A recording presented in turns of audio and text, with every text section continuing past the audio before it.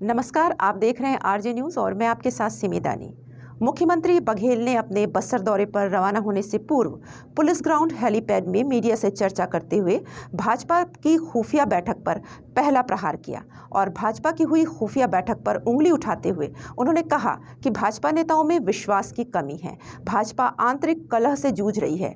बैठक में प्रमुख नेताओं को, बड़े नेताओं को आमंत्रित ही नहीं किया गया है, जो कि भाजपा की आंतरिक गुटबाजी को दिखाता है। आपको बता दें कि भाजपा के कई बड़े नेता कल गंगरेल के लेक व्यू बरतिया रिजॉर्ट में पहुंचे। सुबह रुद्रेश्वर महादेव मंदिर में पूजा अर्चना करने के बाद सभी वापस गंगरेल आए और 10 से 4 बजे तक कोर कमेटी की बैठक हुई। इसमें बीजेपी के दिग्गज नेता ओम माथुर और डॉक्टर रमन सिंह उपस्थित नहीं थे। मुझे पता चला बहुत सारे नेताओं को बुलाया ही नहीं गया था, तो एक अविश्वास का वातावरण भाजपा के अंदर ही है। और जो बैठक है वो बैठक में बड़े नेताओं को दूर रखा गया है। तो इससे स्पष्ट है कि भारतीय जनता पार्टी के अंदर प्रदेश में कुछ ठीक ठाक नहीं चल रहा है। बार बार प्रभारी बदले हैं, बदलने के बाद फिर नए गोपनीय ढंग से बैठक की गई है, तो इससे बहुत सारे संदेहों को जन्म देता है। रमन सिंह का कहना है कि मैं छत्तीसगढ़ में। दूसरा प्रहार बघेल ने रमन सिंह के राज्यपाल बनाए जाने पर किया। रमन सिंह के इस बयान पर कि वे राज्यपाल बनने और केंद्रीय मंत्री बनने में उनकी रुचि नहीं है, वे छत्तीसगढ़ में ही रहना चाहते हैं, मुख्यमंत्री बघेल ने कहा कि हाथ न आए अंगूर खट्टे ही होते हैं और वे छत्तीसगढ़ में रहे अच्छा है। छत्तीसगढ़ में ही राजनीति करते हैं। अच्छा है, अंगूर खट्टे हैं, लेकिन अच्छे छत्तीसगढ़ में रहे तो बहुत अच्छा लगेगा। सर, ये भारत जोड़ो अभियान जो है, आगे तीसरा प्रहार उन्होंने बीजेपी की कानून व्यवस्था पर किया। छत्तीसगढ़ में कानून एवं व्यवस्था की स्थिति पर उन्होंने कहा कि यहाँ जो अपराधी होता है उसे सजा मिलती है। आम आदमी और मंत्रियों और नेताओं के लिए सबके लिए एक जैसा कानून है। भाजपा शासित राज्यों की तरह नहीं, जहाँ मंत्री पुत्र कोई गुनाह करता है तो उसके लिए अलग कानून होता है और आम जनता के लिए अलग कानून होता है। जितनी बड़ी घटनाएं हुई है, पुलिस को सफलता मिली है। कोई भी हो उसको बख्शा नहीं गया है। तो और कैसा लॉ एंड ऑर्डर चाहते हैं कि उत्तर प्रदेश जैसा कि मंत्री का बेटा मार दे और कोई कार्रवाई ना हो? ये उनकी लॉ एंड ऑर्डर, उसी प्रकार के लॉ एंड ऑर्डर चाहते हैं। उनके शासित राज्यों में, भाजपा शासित राज्यों में, वो तो आम जनता के लिए कानून अलग है और भारतीय जनता पार्टी के नेताओं के लिए कानून अलग है। ये यहाँ नहीं होगा, कानून का राज चलेगा। Thank you. चौथा प्रहार सीएम बघेल ने बीजेपी की तोड़ने की नीति पर किया, जनता को आम मुद्दों से भटकाने की नीति पर किया।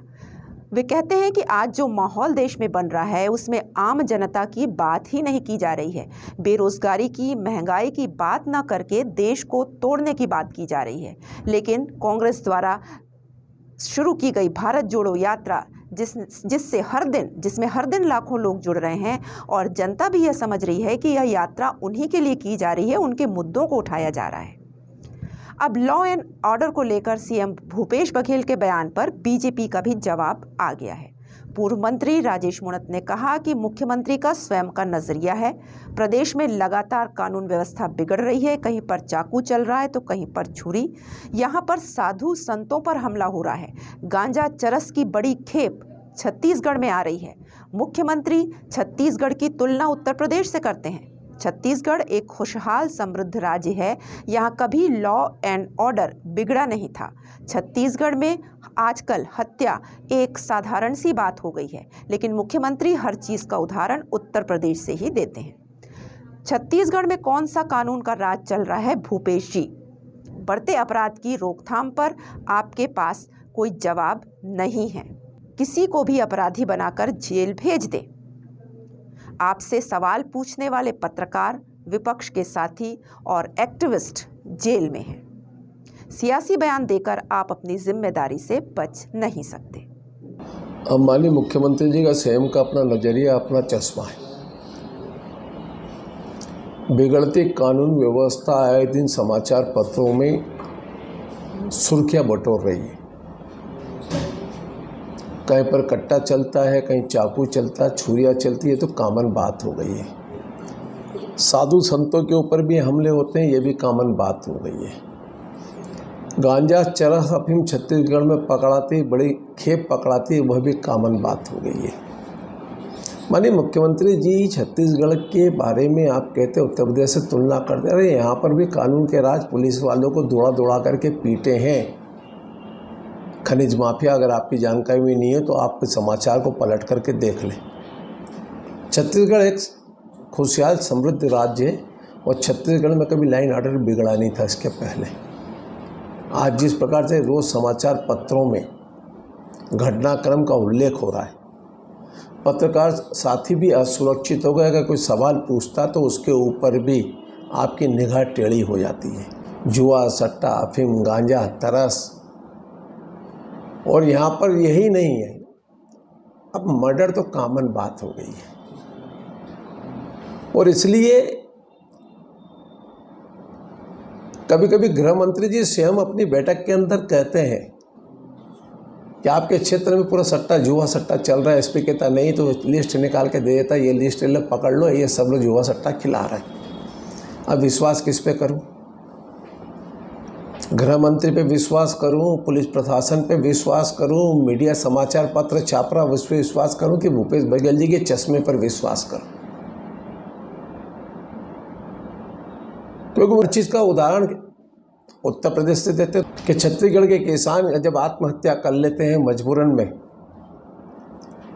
तो उनको 5 लाख रुपए मुआवजा दिया जाए। खिलजीपुर के अंदर घटनाक्रम घट जाती है, पॉलिटिकल लाभ लेने के लिए वहाँ के 50 लाख रुपए देते हैं मुआवजा। तो छत्तीसगढ़ की चिंता तो मैंने कहा उस दिन से नहीं है कि छत्तीसगढ़ का किसान आत्महत्या करता है तो 5 लाख रुपए मिलता है, और उत्तर प्रदेश का खिलजीपुर का किसान अगर किसी घटनाक्रम में देहांत हो जाता है उसको 50 लाख रुपए मिलता है। तो छत्तीसगढ़ की चिंता आपको नहीं है।